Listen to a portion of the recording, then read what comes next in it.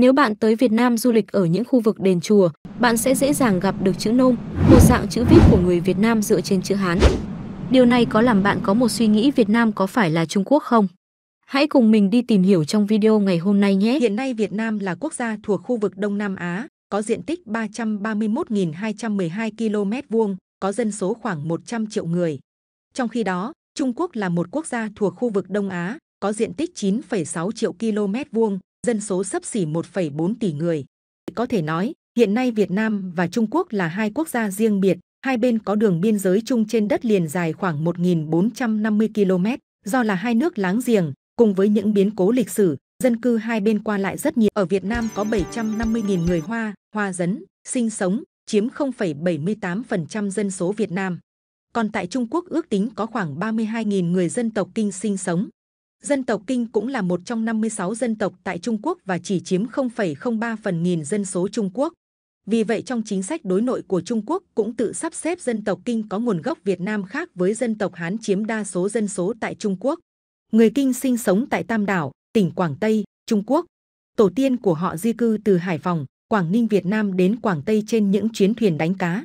Bây giờ tôi và các bạn cùng lắng nghe một đoạn hội thoại trong vùng dân tộc Kinh tại Quảng Tây. 太太，中國建築不會說漢語。có khách sạn ở đây không? Khách sạn không có,沒有。bạn năm nay bao nhiêu tuổi à? 80。80啊，今年80歲了。冷是熱的，熱冷，但是越南是說冷，冷quá。冷quá nó ở đây cũng có nói. Cũng nói à? Nó nói bên đấy thì đấy biết nghe. Một cái lạnh của tôi hay tôi kiểu lạnh. Chứ ở đây nó rét. Rét quá. Chứ là thay lạnh. Qua cuộc phỏng vấn trên ta có thể kết luận, ngôn ngữ tiếng Việt Nam đã có từ hàng nghìn năm nay.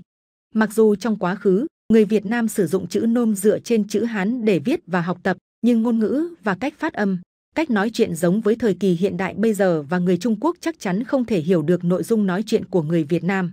Bảng chữ cái Việt Nam sử dụng là bảng chữ cái Latin, bao gồm 29 chữ cái rõ ràng cùng 5 dấu sắc, huyền, chấm, ngã, hỏi.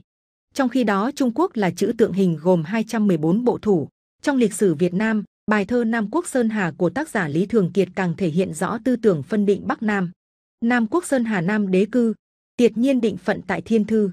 Như Hà nghịch lỗ lai xâm phạm, nhữ đẳng hành khan thủ bại hư. Các nhà thơ cổ đại của Việt Nam cũng đã khẳng định tư tưởng độc lập về chính trị văn hóa giữa Việt Nam và Trung Quốc. Đến thế kỷ 19, 20 Việt Nam bị Pháp đô hộ, văn hóa Việt Nam chịu ảnh hưởng bởi văn hóa Pháp nên sự khác biệt với Trung Quốc ngày càng rõ ràng. Việt Nam sử dụng trình tự, ngày, tháng, năm để biểu thị thời gian, còn Trung Quốc sử dụng trình tự năm, tháng, ngày. Việt Nam sử dụng trình tự, xã, huyện, tỉnh để diễn đạt các đơn vị hành chính quốc gia quản lý, còn Trung Quốc sử dụng trình tự tỉnh, huyện, xã. Thứ tự thể hiện văn hóa Trung Quốc muốn nhắc cái to lớn, cái quan trọng đầu tiên rồi mới tới những đơn vị nhỏ lẻ ở đằng sau. Việt Nam sử dụng cà phê, trà đá, trà nóng. Trung Quốc chỉ sử dụng trà nóng vì họ có mùa đông lạnh hơn. Đồ ăn Việt Nam chủ yếu là rau thơm tươi, đồ ăn Trung Quốc chủ yếu là đồ chiên. Văn hóa Việt Nam coi trọng gia đình, làng xóm. Anh em được gọi theo vai vế của cha mẹ. Nhưng ở Trung Quốc thì ai được nhìn thấy mặt trời trước thì người đó được làm anh, làm chị chứ không cần theo vai vế cha mẹ. Việt Nam coi trọng phụ nữ, giặc đến nhà đàn bà cũng đánh, tiêu biểu trong những năm đầu khởi nghĩa chống nhà Hán. Việt Nam có những cuộc khởi nghĩa của Hai Bà Trưng và khởi nghĩa Bà Triệu. Ngược lại văn hóa Trung Quốc ta chỉ thấy có các tục tuẫn tang chôn người phụ nữ còn sống theo các nhà vua đã băng hà. Cả hai đều tổ chức mừng năm mới theo lịch mặt trăng và các lễ kỷ niệm khác như Tết Trung Thu. Cả hai đều thờ cúng tổ tiên. Về mặt lịch sử, Việt Nam là một quốc gia coi Trung Quốc là hình mẫu. Vì Trung Quốc là một nền văn minh lớn với dân số đông, người Việt Nam đã áp dụng cùng một hệ thống chính trị, ngôn ngữ và triết lý Khổng Tử như Trung Quốc cổ đại nhưng lựa chọn linh hoạt theo phong cách riêng của mình. Tuy vậy, việc so sánh ở video này chỉ nằm ở mục đích chia sẻ kiến thức, không nhằm mục đích chính trị. Theo quan điểm của admin thì ngày nay dù bạn có là bất kỳ quốc tịch nào, cũng nên luôn cố gắng học tập lẫn nhau.